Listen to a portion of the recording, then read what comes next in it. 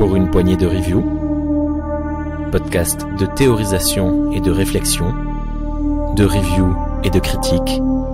Retrouvez-nous en direct un lundi sur deux sur Discord et en podcast tous les mercredis. Les sangliers sont en marche. La forêt dévastée pleure à leur passage, mais tu ne peux pas entendre le sanglot des arbres. Moi, je demeure ici à écouter leur lente agonie. Ces cris réveillent en moi la blessure de la balle, et je rêve du jour où je pourrai enfin broyer de mes crocs la peste de la finitude.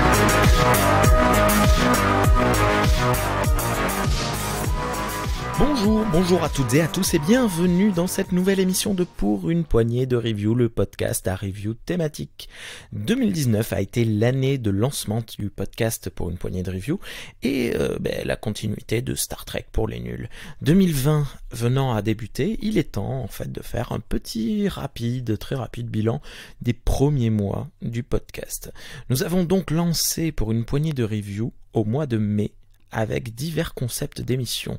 Les écoutes ont augmenté tranquillement tout au long de l'année et les auditeurs et les auditrices ont assez clairement fait leur choix dans les émissions. Les Star Trek pour les nuls sont de loin les émissions les plus écoutées. C'est très simple, en fait, le public qui était à l'époque sur le flux de Parlons Trek est resté, nous a rejoint sur Par une poignée de review. Et le nouveau public Pour une poignée de review qui nous a découvert et qui nous découvre écoute également les émissions de Star Trek pour les nuls. Mais également on a quelques émissions comme les émissions que l'on a fait sur The Purge, American Nightmare et les Super Sentai qui ont plutôt bien fonctionné.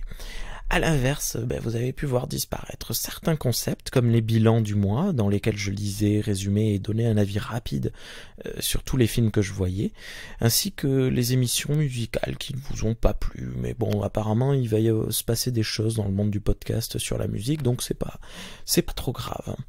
Nous avons lancé le concept du club de lecture qui lui s'est plutôt bien débrouillé pour sa première itération. La seconde va arriver dans quelques semaines et je dois avouer que je l'ai trouvé super, c'est pas pour faire de la pub. Le lancement également de la série Denis Villeneuve en streetcast. Pour le moment, seulement 2 épisodes ont été enregistrés, les suivants arriveront lorsque je regarderai les films, mais ça aussi, ça a plutôt bien fonctionné, donc je suis assez surpris et content de la chose. Également, ce qui a beaucoup plu, c'est les émissions, les 2 émissions pour le moment, Trek in Storia, que l'on fait en duo avec Cyril de Star Trek Historia, de la chaîne YouTube. Il faut vraiment voir ça comme à part. Il faut voir, je l'avais déjà dit à la création du podcast, mais Pour une poignée de review, c'est le flux pour les émissions de Pour une poignée de review et pour les émissions de Star Trek pour les nuls, mais c'est également maintenant aussi le flux pour Star Trek Trek in Storia, qu'il faut voir pour moi vraiment comme un 3e podcast. Voilà. Donc je n'en suis pas le seul maître à bord, et du coup voilà, c'est vraiment à voir comme quelque chose de autre chose. C'est pas Star Trek pour les nuls, c'est autre chose. Et ça c'est cool.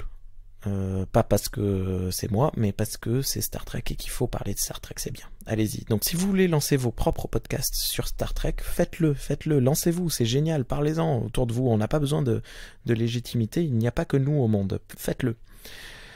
Alors je parlais un petit peu plus tôt des bilans du mois, et je vais d'ailleurs me permettre d'en faire un très rapidement, parce que voilà, c'est mon droit. Je m'étais lancé le petit défi de faire les bilans du mois, parce que au début, Pour une poignée de review, j'avais peur de manquer de culture ciné, mais surtout d'esprit critique. Donc j'ai voulu regarder un maximum de films en gardant un esprit critique pour tous les films que je voyais. J'ai vu entre le mois de février et aujourd'hui et le 30 décembre 184 films, ce qui est en fait un record absolu pour moi, parce que ne serait-ce qu'en 2018 je pense avoir regardé maximum 10 films, en comptant ceux que j'ai vus au cinéma, quoi. L'exercice de regarder un film dans le but d'emporter une critique est vraiment très intéressant. Les quelques premiers films, c'est assez compliqué parce qu'on a l'impression de rentrer, de sortir du film en permanence, mais très très rapidement en fait, le cerveau se fait à cette gymnastique et on arrive à apprécier le visionnage tout en réfléchissant à l'œuvre et à son propos. J'aimerais juste souligner quelques films que j'ai vus cette année qui m'ont particulièrement marqué.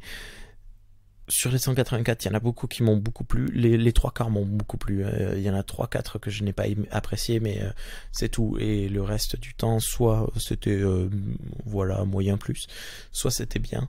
Mais il y a juste 5 films sur lesquels je voudrais revenir très rapidement pour appuyer. Si je peux vous influencer, si vous les avez pas vus, allez les voir, ça serait cool. Spider-Man Into the Spider-Verse, bon, tout le monde a dû le voir, pour son univers, ses concepts, son dessin et son animation. Voilà, tout pour l'ensemble du film, quoi. C'était vraiment génial. Halloween 2, le remake de Rob Zombie, pour sa folie totale, son message, et le fait qu'il parvienne à la fois à respecter l'œuvre originale tout en parvenant à s'en détacher. D'ailleurs, on peut faire un parallèle avec ce qu'avait fait Deep Space Nine par rapport à la série originale Star Trek. Les figures de l'ombre, pour son regard sur le passé à la fois réaliste mais positif pour l'avenir, et l'interprétation des actrices qui est géniale. Le Criminel, le film de Orson Welles, pour sa machinerie et son travail visuel de manière générale, qui m'a beaucoup plus pris que Citizen Kane, qui est génial, hein, attention, ne me faites pas dire ce que je n'ai pas dit, mais j'ai préféré le visionnage de Criminel à Citizen Kane que j'ai vu il y a quelques années. Et pour finir, Kong Skull Island, alors je sais que c'est con, hein, mais je crois que c'est le film que j'ai préféré voir cette année. Visuellement, j'ai pris un pied, mais dingue à chaque fois, parce que je l'ai vu plusieurs fois. Je suis dedans du début à la fin. J'ai trouvé une esthétique dans son ensemble qui me parlait totalement, et une histoire très accrocheuse. Et je vous conseille vivement le visionnage de ce film comme une suite au film Full Metal Jacket. Vous verrez, ça va vous changer votre point de vue. Voilà. Pour le podcast, très peu de choses en 2020, hein, on va faire tranquillou. Hein. Vous allez voir poindre une nouvelle, pas un nouveau concept d'émission, mais une nouvelle vision dans les émissions. On va essayer de pousser un petit peu plus la théorisation. On va parler de critique, de philosophie, de concepts de science-fiction, etc. On va aborder un petit peu le cinéma dans son ensemble, tout en parlant toujours autant des films. C'est-à-dire qu'on va continuer pour une poignée de reviews, on va continuer les Star Trek pour les nuls, évidemment, on va continuer les comics, on va continuer les livres, tout ça. Mais on va apporter des espèces de trucs, voilà, des choses, des sujets, voilà, plus ou moins accrochés au cinéma et à la science-fiction de manière générale, parce que faut bien avouer que c'est les deux choses qui nous motivent tous et toutes. Vous l'avez entendu, un nouveau générique pour les émissions, justement pour ces émissions-là, qui seront un peu plus axées analyse. Le générique, en fait, il va être tiré du titre Silly Deconstruction de l'artiste de 1984. C'est d'ailleurs le générique de cette émission que vous êtes en train d'écouter, et je vous encourage à suivre cet artiste, ça vaut le détour. J'ai obtenu son autorisation, hein, en lui demandant très gentiment, parce que c'est quelqu'un de très sympa. Donc voilà, je ne fais pas les choses dans l'illégalité, je lui ai demandé l'autorisation, et d'ailleurs j'ai acheté son petit album, c'est vraiment génial. Et c'est cool parce qu'il bosse beaucoup. Vous pouvez entendre beaucoup de ses œuvres sur le podcast Les Notes de ma vie. Comment il a appelé ça? Ah, ça y est, j'ai perdu le titre. Saint-Esprit, la gamme synthétique des Notes de ma vie, menée par David de Plopcast. Et j'ai également décidé d'arrêter de publier des émissions le samedi, sauf pour les capsules audio Pourquoi Star Trek c'est génial, que vous pouvez toujours envoyer, pensez-y, ça c'est un programme sur le long terme. On m'a posé la question plein de fois. Non, il n'y a pas de fin.